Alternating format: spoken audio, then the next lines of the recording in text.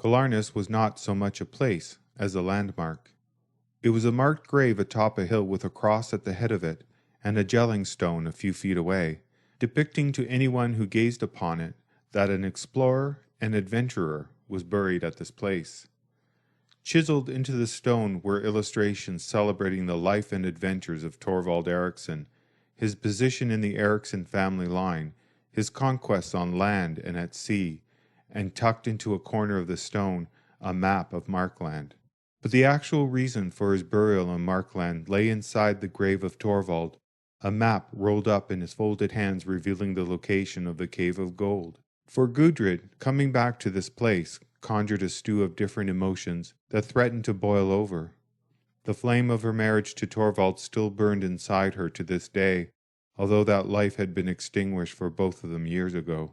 Gudrid had ordered them to race here before they lost the sun for the day, but now it was quickly disappearing behind the horizon. Tostig and Snorri took the lead up the hill, followed by Freydis and Gudrid and Jarlabank.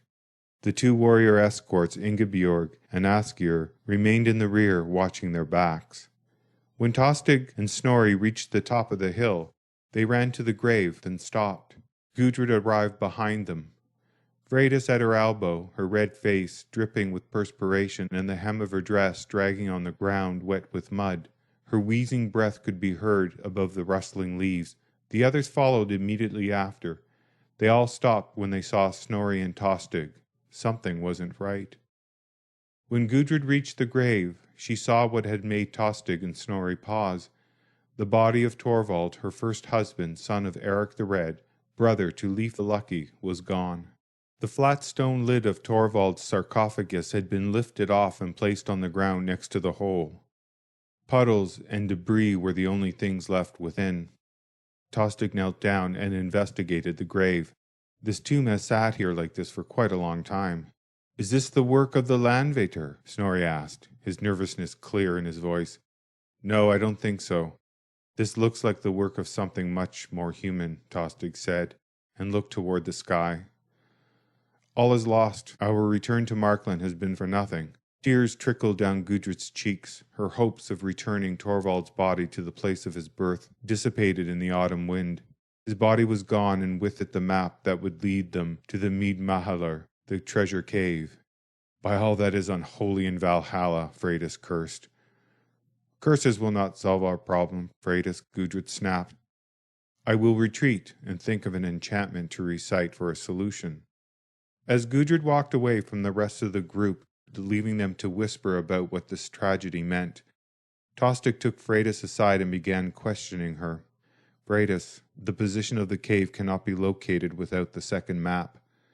I need both the tracing that I am about to make from the jelling stone and the map that we placed within the tomb.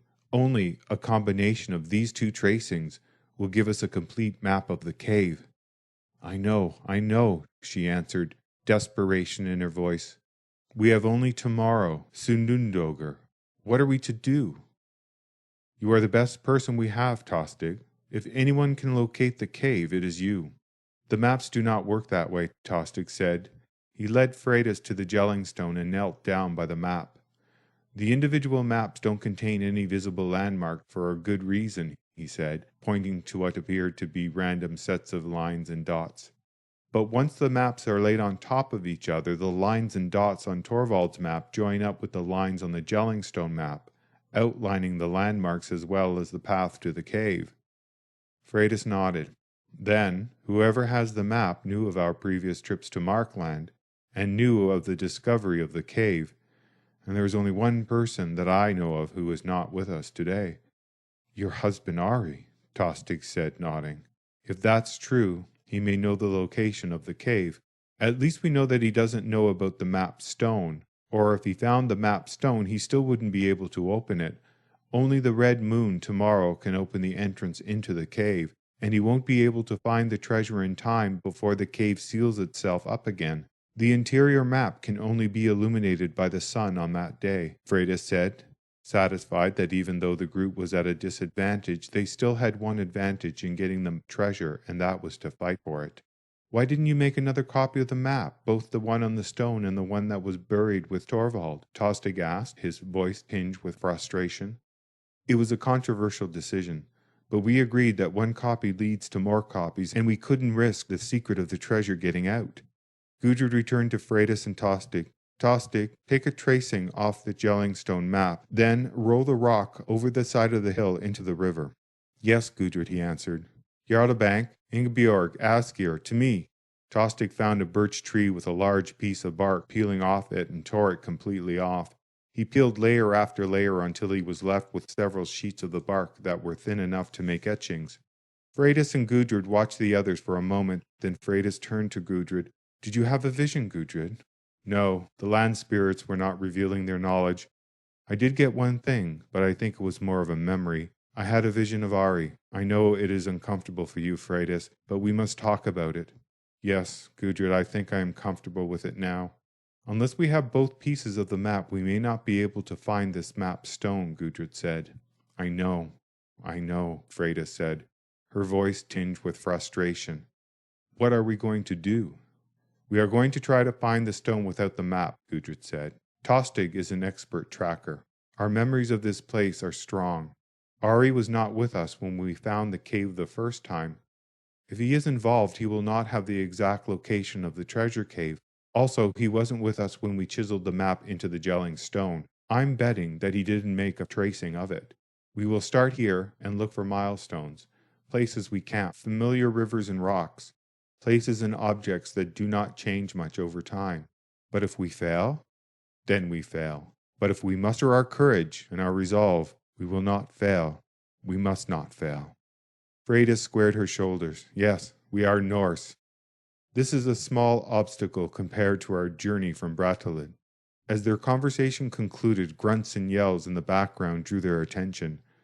Tostig and the others had managed to wedge a log underneath the boulder-sized jelling stone, and, using a smaller rock nearby, were pushing down the log using it as a lever. After several attempts, they managed to loosen the boulder from the soft ground. Once they lifted the boulder high enough, its weight took over. Ingibjörg threw her body against it, and it rolled down the side of the hill and dropped into the rushing river. They were not sure of the rock's destruction, but it was certainly concealed underneath the surface of the foaming river.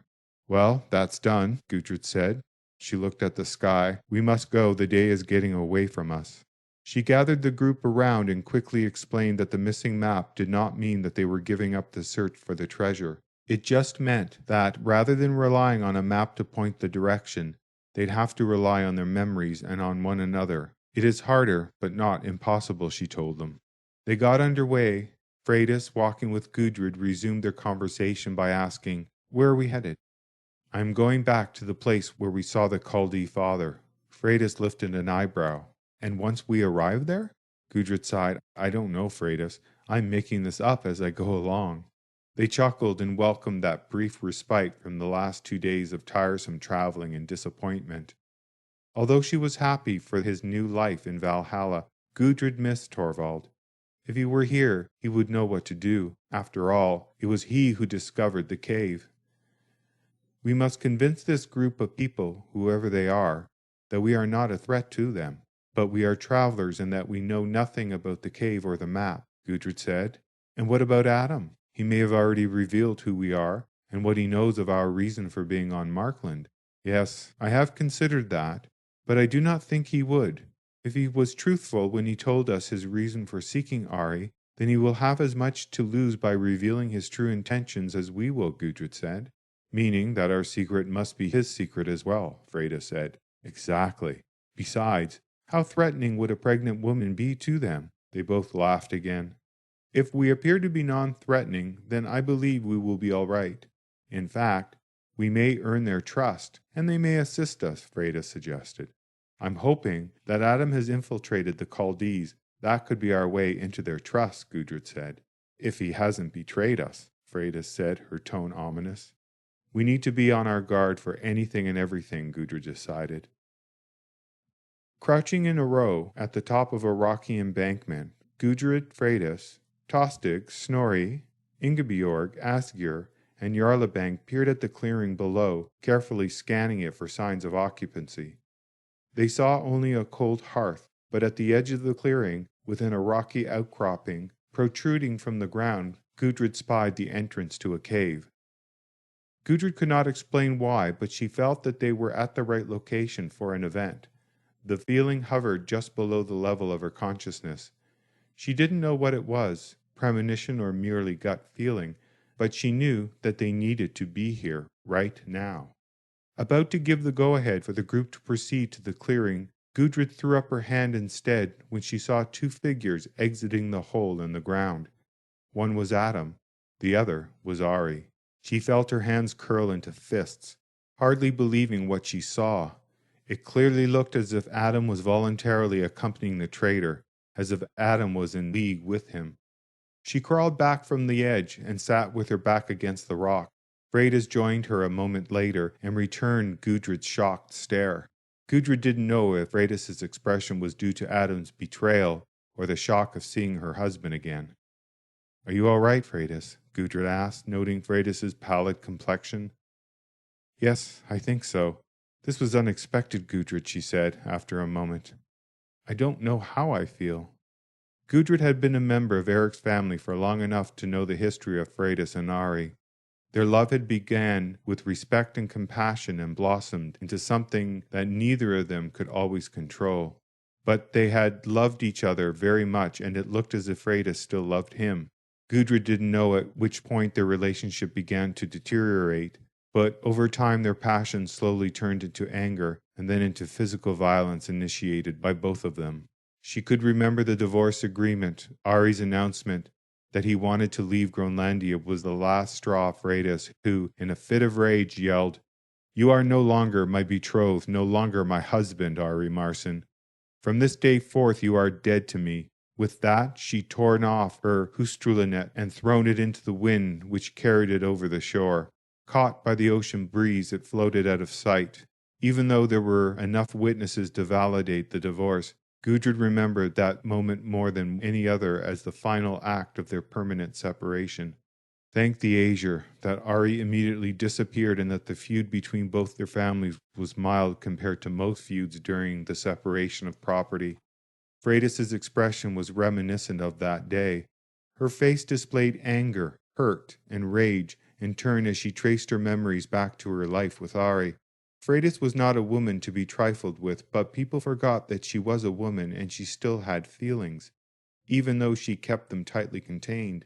Freydis' strong exterior did not fool Gudrid. "Gudrid, I thought Ari was in my past, but I don't know if he is," Freydis admitted. "Seeing him now, it almost feels as if I'm back at that hurtful day. If I look up, I almost believe I'd see my hustrulenet still blowing in the wind toward the ocean." Ingibjörg and Asgeir, who had not been present, listened to Freydis and Gudrid with eager interest.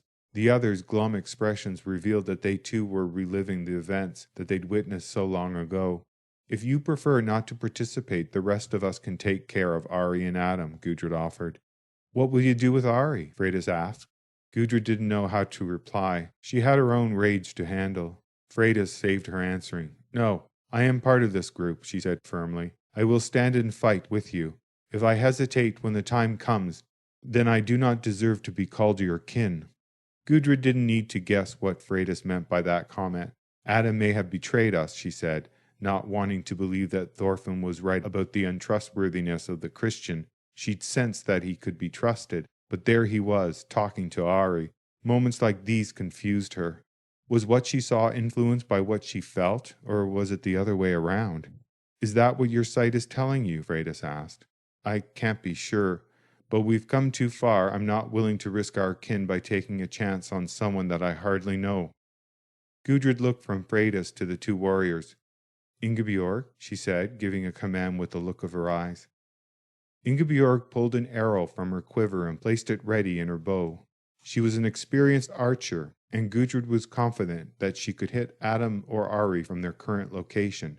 "Yes, but what if he is not in union with Ari?" Snorri asked. "What if Adam is infiltrating the Chaldee camp just as we are?" "I've considered that," Gudrid said. She felt herself becoming angry and distressed, and she knew why. Her fear and loathing of Ari created false images in her head. She needed to sort through them. She needed to suppress her feelings toward Ari for the moment, so she could see the truth based on the current circumstances, not the past. It could mean their very survival. "Shoot Adam," Gudrid ordered without a moment's hesitation. Ingibjörg slowly drew back her bow, took aim, and released the bowstring. Milliseconds later, Ari, perhaps hearing the displacement of air as the arrow sped toward its mark, jumped in front of its intended target. With a flesh-ripping impact, the arrow lodged in his back. Adam turned as he heard Ari grunt and noticed the bulge in his robe where the arrowhead protruded from his chest. Grimacing, Ari grabbed the arrowhead in his fist and pulled the arrow all the way through. He looked down at the rip in his robe. Adam at first looked confused, as if he wasn't sure what had happened. A blood stain from the exit wound formed on the front of Ari's robe, but rather than growing as it soaked up more and more blood, it stopped. Instinctively, Ari's hand went to his chest, and he took a few deep breaths. The color slowly returned to his face. "Ari?" Adam asked. "I'm all right," he replied, raising his hand from his chest. Gudrid had seen enough. She and the others made to retreat, but before they could, natives surrounded them. Freydis leapt to her feet, wildly swinging her sword in front of her. The blade cut air as natives jumped back out of its range. As Ingibjörg armed her bow and scanned behind them for more natives, 2 of them dove from a nearby rock and took her down. Thrown onto her back, she released her clenched fingers and the arrow pierced the stomach of one of her attackers. She stared into the horrified face of the wounded native as he fell on top of her, and then white pain radiated from her chest as something penetrated her flesh, slid past the ribs and plunged into her heart. She looked down at the stone dagger clenched in the native's hand. Blood welled and flowed over the blade. It had ruptured an artery. Her last corporeal thought was that the short, lean natives looked like children next to her people. She didn't feel the second dagger enter her chest. She didn't realize that her eyes didn't close. All she saw was a vortex opening in the center of the sky, and a bright light streaming through, dimming the light of the day by comparison. The light's brilliance didn't hurt her eyes. Its energy bathed her with soothing calm. The sky darkened, and the vortex spun larger and larger. Ingibjörg wasn't sure where they came from, but ravens appeared overhead. She thought they were coming from the center of the spinning vortex, appearing out of the point of bright light. Then the ravens morphed into valkyries mounted on the backs of wolves, swooping low over the battleground, competing for the dead. They rose again and disappeared into the hole in the sky. Suddenly her body became light, and she saw the ground receding. She looked overhead and saw a beautiful, smiling female carrying her by the back of her tunic. With her other hand she reached into Ingibjörg's chest and pulled out the dagger. Ingibjörg waited for the piercing, burning pain, but she felt nothing other than the wind streaming through her hair and the warm light bathing her face. The female touched the wound, the gash closed, and her skin absorbed the blood. They were pulled into the horizon of the vortex and down a long tunnel. Their velocity increased every moment. Ingibjörg turned and looked through the tunnel opening at the world she'd known, watching it receding. She wasn't scared. Her concerns for this battle were over. She looked at her kin with detached longing. As she approached a single point of light at the far end of the tunnel, it grew larger, but its intensity didn't increase. She suddenly realized where the spectral light originated. She felt like she was going home, to Valhalla. "Enter Valhalla, the shining citadel." She looked to her right. There stood Bragi, god of poetry. "Your struggles have ended, Ingibjörg," Bragi announced. "When the death of my brother Baldur binds Loki, the battle of your death, the Ragnarok, will begin." Trumpets blared in the distance. The wolf howled, and the gates opened. "It is the living who are dead, and the slain who are alive," Ingibjörg heard in the wind. Inside the citadel, doors seemed to magically open at their approach, or did they transcend through them? Ingibjörg was not sure. Either chamber was a circular room within another circular room. They reached the inner sanctuary. In the center of the circular room, a man sat on a throne atop a circular podium. He held a staff. At the approach of Ingibjörg and her Valkyrie escort, he straightened up and looked at them in anticipation. "Welcome, Ingibjörg of Midgard. I am Odin," he said. "I am honored," she replied. The Valkyrie gently placed Ingibjörg on the floor in front of the podium. She didn't know if the surface was solid. or if it was like the surface of a pond in the early morning. A thin white mist clung to its semi-reflective surface. She bowed her head in reverence to her god. He was not what she'd expected. He looked more like a traveler in a hooded cloak than a god, a wanderer who forever traverses to new lands. It was not so out of the ordinary that her people looked like him, she thought. After all, part of Odin was her, as he was part of all of her people. Your new life as a warrior in the Ragnarok begins, he said. You will fight by my side along with tens of thousands more, who, just like you, have earned their place in this glorious army. Ingibjörg smiled as she inclined her head. Crouched within the protection of the group surrounding her, Gudrid saw Asgir lift his sword and thrust it into the back of Ingibjörg's killer, then kick the native off his dead mate. He looked up and saw the translucent flowing bodies of the Valkyries hovering over the battle. They quickly moved between each person in the group with a whisper of air waiting to kidnap the souls of the fallen to fight the approaching battle in Asgard. One stopped and gently took Ingibjörg's hand. It pulled what Gudrid saw as her soul from her body and lifted her above the ground. For a second, Ingibjörg hovered above the fighting, then turned and smiled at Gudrid. Gudrid couldn't help but return a tearful smile. An image of her shackled wrists invaded Gudrid's thoughts again. She pieced together the fragments of what she felt and joined them with the images of her visions, and suddenly realized the purpose behind the natives' attack. It was her. The natives were attacking to take her. The others in the group must have known that on some unconscious level, which would explain their protective circle around her. She couldn't be responsible for their deaths. Pushing through the protective wall of her fellows, she ran toward Ari and Adam standing on the periphery of the battle. Ari, she yelled, stop this, now. And in return, what will you give me? He asked, raising his hand to signal the native warriors to stop fighting. Gudrid, don't do it, Freydis begged. Gudrid gave Freydis an apologetic glance. Spare the lives of my people, she said, turning back to Ari, and we will share our treasure with you. That is what you want, isn't it? That is why you came back here, isn't it? Adam looked on in silence. Gudrid stared at Ari, waiting for his answer. Of course, she thought, as his behavior began to make sense. For all of Adam's religious posturing, he'd been after the treasure all along, just as Ari and the rest of them were. Adam was willing to betray them all for it.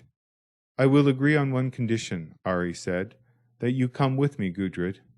No, Gudrid, it is a trick, Freydis urged in a low voice. I know it is, Gudrid replied, but I see no other choice. She looked around at the woods and saw more and more natives approaching them, moving slowly as if stalking game. The longer she delayed, the more the safety of the entire band was threatened. She looked back at Ari. I agree. Let them leave, and I will stay with you. Ari yelled something to the natives and waved his arm. They stepped back, then parted, clearing a path. Freydis gaped at Gudrid. Gudrid ignored her and walked toward Ari and an uncertain future, hands cradling her stomach as if they could protect her baby. Behind her, the Norse warriors put their weapons away and slowly picked up their gear. Gudrid was now at the mercy of Ari's plans.